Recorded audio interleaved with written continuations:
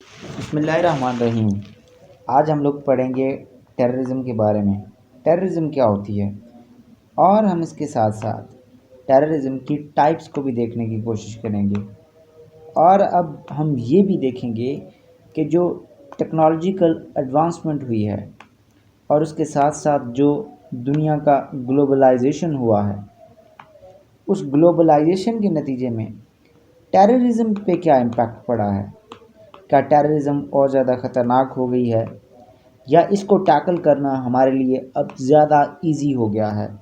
हम इन सारी चीज़ों को डिस्कस करने की कोशिश करेंगे हम अपने इस लेक्चर के अंदर।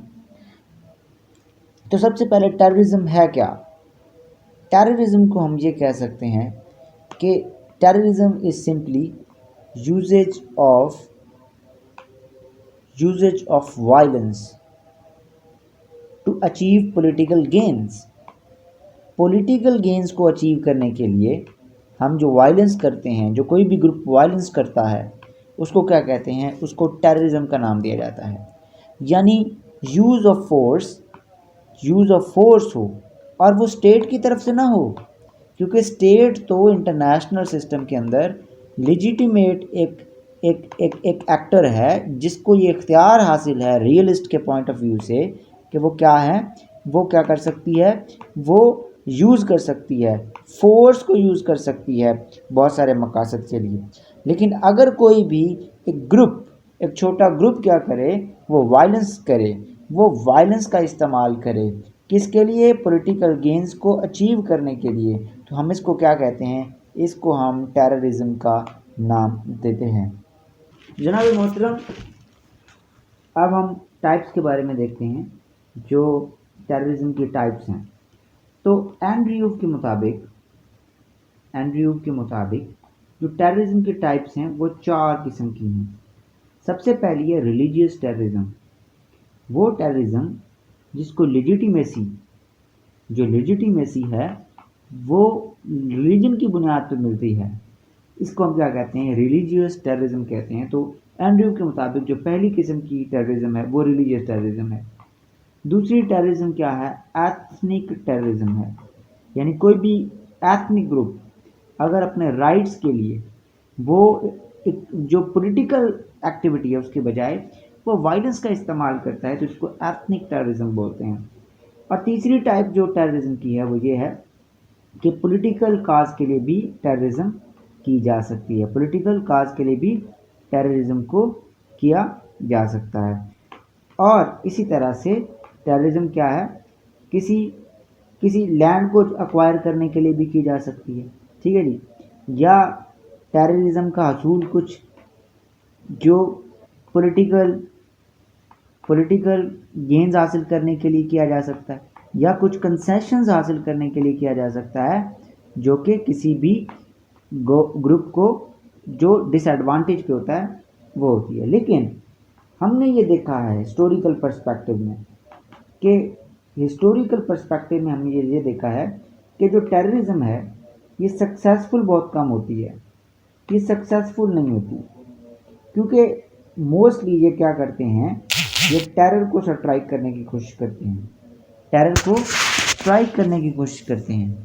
और टेरर को स्ट्राइक करने से क्या होता है जनाब, टेरर को स्ट्राइक करने से जो आपका जो सपोर्ट है जो पब्लिक की वो क्या हो जाती है, वो कम हो जाती है। और इस वजह से जो है वो टेररिज्म अपने गेन्स को अचीव करने में हिस्टोरिकल पर्सपेक्टिव में अगर हम देखें तो ये नाकाम हो चुकी है, ये कामयाब नहीं होती। अब इसका जो स्टार्ट है टेररिज्म का वो कहाँ से हुआ, तो इसकी डिबेट ये चलती है कि जो फ्रेंच रेवोल्यूशन था, फ्रेंच रेवोल्यूशन में जैकोबियंस जो थे वो क्या करते थे, उन्होंने जनाब रीन ऑफ टेरर किया, और जो भी उनको रेवोल्यूशन के अगेंस्ट नज़र आता था वो उसको क्या करते थे, प्रोसिक्यूट करते थे गिलेटिन के अंदर बगैर किसी लीगल प्रोसेस के। तो ये जो था इसको टेररिज्म का नाम दिया गया। अब जनाब मोहतरम, जो काजेस हैं कि टेररिज्म होती क्यों है, why there is a terrorism क्या वजह है कि टेररिज्म है पूरी दुनिया के अंदर। तो जो पहला जो रीज़न है वो जनाब क्या है कि cultural differences of the world. अगर हम इस बात को साबित करना चाहें हमें कुछ नहीं करना पड़ेगा सिवाय क्लैश ऑफ सिविलाइजेशन के पढ़ने के। तो क्लैश ऑफ सिविलाइजेशन है वो ये क्या कहती है कि दुनिया में फ्यूचर के जो कॉन्फ्लिक्ट्स हैं उनकी जो बुनियाद है वो क्या होगी, वो जनाब उनकी बुनियाद होगी आपके कल्चर्स, उसकी बुनियाद होंगे 7 सिविलाइजेशंस होंगी और वो सिविलाइजेशन आपस में क्या करेंगी, compete करेंगी। ठीक है जी। तो ये जो है ये पहला पर्सपेक्टिव है कि कल्चर क्या करेगा, वो क्या करता है, ब्रीड करता है। और उसी वजह से क्या है उसने क्लैश ऑफ सिविलाइजेशन में ये कहा कि जो इस्लामिस्ट हैं वो फिर क्या कर रहे हैं, वो टेररिज्म को रिजॉर्ट कर रहे हैं क्योंकि there is a cultural difference की वजह से। दूसरा क्या है कि रिलीजियस टेररिज्म हमने ये देखी है कि इस्लामिक जो कंट्रीज़ हैं उसके अंदर बहुत सारे जो ग्रुप्स हैं वो राइज करते हैं और वो ग्रुप्स क्या करते हैं, वो वेज करते हैं वॉर अगेंस्ट गवर्नमेंट और वो ये चाहते हैं कि जो सिस्टम है इसको चेंज करके शरिया लॉ के मुताबिक इन अकॉर्डेंस लेके आना है। तो इसको जो राइटर हैं, जो वेस्टर्न राइटर्स हैं, वो ये कहते हैं कि ये क्या है, ये जनाब it is a kind of religious terrorism. इसको वो रिलीजियस टेररिज्म का नाम देते हैं, रिलीजियस टेररिज्म का नाम देते हैं। वैसे वेस्ट में भी ये होती रही है कि जब चर्च वाले जो थे उनका होल था तो वहाँ पे भी टेररिज्म होती थी कि लोगों को लिंचिंग की जाती थी। अब जनाब ये तो हो गया कल्चरल और रिलीजियस एस्पेक्ट्स को हमने देखा है। फिर एक क्या है, एक एस्पेक्ट ग्लोबलाइज्ड वर्ल्ड का होना भी है कि दुनिया ग्लोबलाइज्ड होती जा रही है तो क्या हो गया जनाब, एक्सपोज होते जा रहे हैं हमारे डिफरेंसेस और इस वजह से जो है वो टेररिज्म का जन्म हो रहा है, पूरी दुनिया में टेररिज्म हो रही है। उसके बाद एक इकोनॉमिक पर्सपेक्टिव भी है टेररिज्म का कि इकोनॉमी कैसे काज करती है टेररिज्म को। तो ये बड़ा सिंपल है। एज ऑफ एंगर एक किताब है, age of anger by Pankaj Mishra. तो वो किताब ये कहती है कि बिकॉज ग्लोबलाइजेशन की वजह से मुसलमानों के हाथ में कुछ नहीं आया, ग्लोबलाइजेशन की वजह से मुस्लिम्स ने इसमें सफ़र किया है ग्लोबलाइज्ड वर्ल्ड के अंदर, ठीक है, और वेस्ट उसका क्या है, बेनिफिशियरी है। तो जब मुसलमानों को कुछ मिला नहीं है ग्लोबलाइजेशन के नतीजे में तो वो ये फील करते हैं जब कनेक्टेड वर्ल्ड के अंदर कि हमारे जो रिसोर्सेज हैं इनका जो एक्सप्लॉयटेशन है वो वेस्ट कर रहा है। इस वजह से जनाब क्या हो रहा है, अलकायदा 9/11 हो गया। तो अलकायदा जैसे ग्रुप जो हैं वो क्या कर रहे हैं, वो टेररिज्म को फैला रहे हैं। ठीक है जी। अब कुछ सवालात हैं रैंडम, हम उनको जवाब देने की कोशिश करेंगे कि जो टेररिज्म है क्या उसको किस तरह से टैकल करना चाहिए। पहले तो हम ये देखने की कोशिश करते हैं। अब जनाब मोहतरम बहुत सारे लोग ये हैं कि वो ये कहेंगे कि नेशनल एक्शन प्लान बना लो जैसे पाकिस्तान में बना। ठीक है जी, तो ये बहुत अच्छा था, 16 पॉइंट्स का था। इसका मतलब ये था कि टेररिज्म को कम करने के लिए हमें उनको प्रोसिक्यूट करना पड़ेगा, हमें टेररिज्म कोर्ट्स बनाएं। तो ये सारे काम हमने किए, ये बेहतरीन तरीका है, ये भी किया जा सकता है इसको कंट्रोल करने के लिए। लेकिन एक बात ज़रूर है, अगर कोई भी स्टेट टेररिज्म को टैकल करने के लिए ह्यूमन राइट्स की वायलेशन करती है तो इससे क्या होते हैं, टेररिज्म ब्रीड होती है रादर देन इसको रूट आउट करने की। उसकी वजह ये है कि सिंपैथी मिल जाती है टेररिस्ट को कि इनके साथ ज़्यादती हो रही है, तो उनको न्यू रिक्रूट्स मिलती हैं और वो रिक्रूट्स फिर फ्यूचर में सुसाइड बॉम्बिंग करती हैं। ठीक है जी। उसके बाद एक और तरीका जिसके ज़रिए से हम टैकल कर सकते हैं, हम सिर्फ और सिर्फ गन्स और हम अपनी जो लॉ एंड इन्फोर्समेंट एजेंसीज़ हैं सो इनको जो है वो एम्पावर करके ना सिर्फ ये कर सकते हैं बल्कि हमें ब्रॉड लेवल पे चीज़ें देखनी चाहिए। फॉर एग्जांपल हमें क्या करना है जनाब मोहतरम, हमें एजुकेशन का इस्तेमाल करना है, एजुकेशन का यूज़ करना है। सिमिलरली हम रिलीजियस जो पॉइंट्स हैं उसका भी इस्तेमाल कर सकते हैं कि रिलीजियस से जुड़े हुए लोग टेररिज्म को कंडेम करें, वो फतवे दें। जैसे अल अज़हर यूनिवर्सिटी का फतवा कि जो सुसाइड बॉम्बिंग है it is a kind of a suicide because innocent people are being killed in it.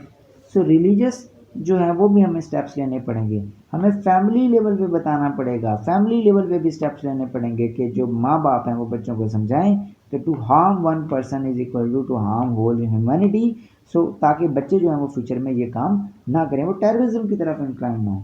और फिर हमें क्या करना है, हमें दुनिया की इकॉनमी के अंदर जो गरीब ममालिक हैं, जो साउथ हैं, जहाँ पे जनरेट हो रही है ये टेररिज्म, वहाँ पे लोगों को सपोर्ट करना है, सपोर्ट किसने करना है? वेस्ट ने करना है।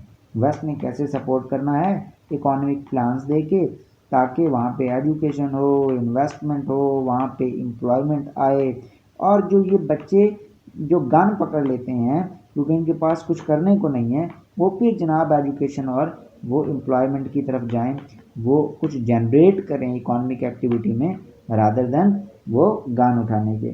तो ये जनाब ये तरीके हैं इसके ज़रिए से। लेकिन एक चीज़ ये है कि अगर आप ह्यूमन राइट्स की वायलेशन करेंगे किसी भी जगह पे, किसी भी ग्रुप को स्नब करने के लिए, तो वो ग्रुप के लिए सैम्पथी आ जाएगी उस सोसाइटी के अंदर, और टेररिस्ट अपने जो मकासद हैं उसको हासिल करने में कामयाब हो जाएंगे।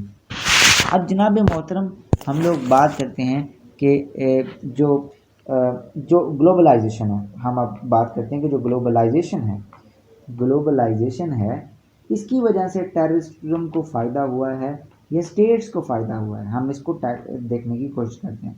पहली तो बात यह है जनाब, ग्लोबलाइजेशन ने हमें ये टेररिस्ट को ये हेल्प की है कि वो न्यू रिक्रूट्स को हासिल कर सकते हैं, न्यू लोग अपने अंदर भर्ती कर सकते हैं घर बैठे हुए, क्योंकि ग्लोबलाइजेशन की वजह से उसका जो टूल है, जो टेक्नोलॉजी है, उसके ज़रिए से वो क्या करते हैं, वो अपना प्रोपेगेंडा स्प्रेड करते हैं, और उस प्रोपेगेंडा के स्प्रेड करने के नतीजे में वो नए लोगों को लाते हैं। उसकी मिसाल इस्लामिक स्टेट, इस्लामिक लीवेंट हैं, जिन्होंने प्रोपेगेंडा बनाया। इसी तरह से एक जो था अबू मूसा, उसका नाम था अबू मूसा सूरी उसका नाम था।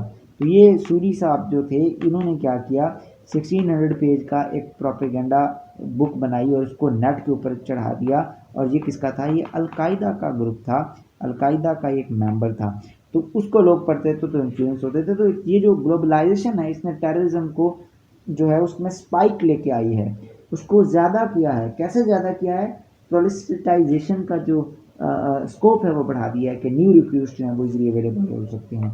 अब जनाब इसके बाद दूसरी बात ये है कि ग्लोबलाइजेशन ने लिथैलिटी को भी इंक्रीज़ किया है, सुसाइडर्स की। अब वो क्या कर सकते हैं, वो इंफॉर्मेशन को गेन कर सकते हैं, और वो जो बॉम्ब्स हैं वो इंफॉर्मेशन हासिल करने के बाद घर में बना सकते हैं, घर में बैठे हुए वो क्रिएट कर सकते हैं। लीथल किस्म के केमिकल वेपन्स के फार्मूले उनके पास हैं, तो वो कर सकते हैं। हालांकि वो कर नहीं रहे। क्यों नहीं कर रहे? क्योंकि ये बैकफायर कर जाता है। अगर आप जितनी भी फोर्स यानी वेपन ऑफ मैस डिस्ट्रक्शन अगर कोई ग्रुप करेगा तो उतना ही ज़्यादा स्टेट्स फिर जो होती हैं वो सख्त रिस्पॉन्स देती हैं, तो टेररिस्ट को ख़तरा पड़ जाता है। इसलिए वो ज़्यादा लीथल वेपन्स यूज़ नहीं करते, सिर्फ वही वेपन्स यूज़ करते हैं जिसके ज़रिए से वो अपने पॉलिटिकल गेन्स को हासिल कर सकें, वो गेन्स हासिल कर सकें। ठीक है जी। दूसरी बात यह है कि कोऑर्डिनेशन, ग्लोबलाइजेशन ने आपका क्या है, आपके टेररिज्म में कोऑर्डिनेशन लेके आई है। टेररिस्ट कोऑर्डिनेट कर सकते हैं। जैसे जब जो मुंबई अटैक्स हुए थे तो उसमें जो टेररिस्ट अटैकर्स थे वो क्या कर रहे थे, अपने जो हैंडलर्स थे उनके साथ कनेक्ट कर रहे थे। ठीक है जी। इसी तरह से अगर हम देखें कि यूएस एम्बेसीज पे जो हमले हुए थे 1980s में, तो वो जो यूएस एम्बेसीज पे जो हमले थे, जो अटैक्स थे, वो साइमल्टेनियसली हो रहे थे अफ्रीकन कंट्रीज़ के अंदर। ठीक है। तो एम्बेसीज पे अटैक साइमल्टेनियसली किस लिए हो रहे थे? क्योंकि वो कोऑर्डिनेट कर रहे थे। कोऑर्डिनेट किस तरीके से कर रहे थे? वो ग्लोबलाइजेशन के जो टूल है, टेक्नोलॉजी, उसके ज़रिए से कर रहे थे। तो ये इस तरह से इसने एक फ्लिप दिया है, इसने मूव किया है। किसको मूव किया है? टेररिज्म को बढ़ाया है ग्लोबलाइजेशन में। तो ये एक दो फैक्टर्स इसके हैं। अब क्या स्टेट्स को भी एम्पावर किया ग्लोबलाइजेशन है? तो यस, ये जो टूल यूज़ करते हैं टेररिस्ट, जैसे मोबाइल फ़ोन, इसी का इस्तेमाल करके बहुत सारे ऑपरेशंस के अंदर उन्होंने टेररिस्ट को हंट किया है। जैसे हमने देखा कि फ़ोन कॉल्स का इस्तेमाल करके, उसका डाटा इस्तेमाल करके यूनाइटेड स्टेट्स ऑफ अमेरिका क्या करता है, ड्रोन्स करता है, और ड्रोन्स के ज़रिए से वो अटैक करता है टेररिस्ट को। तो हम ये कह सकते हैं कि ग्लोबलाइजेशन ने ना सिर्फ टेररिस्ट को हेल्प किया है बल्कि स्टेट्स को भी हेल्प किया है, उनकी पावर को भी बढ़ाया कि वो इनको हंट डाउन कर सकें, क्योंकि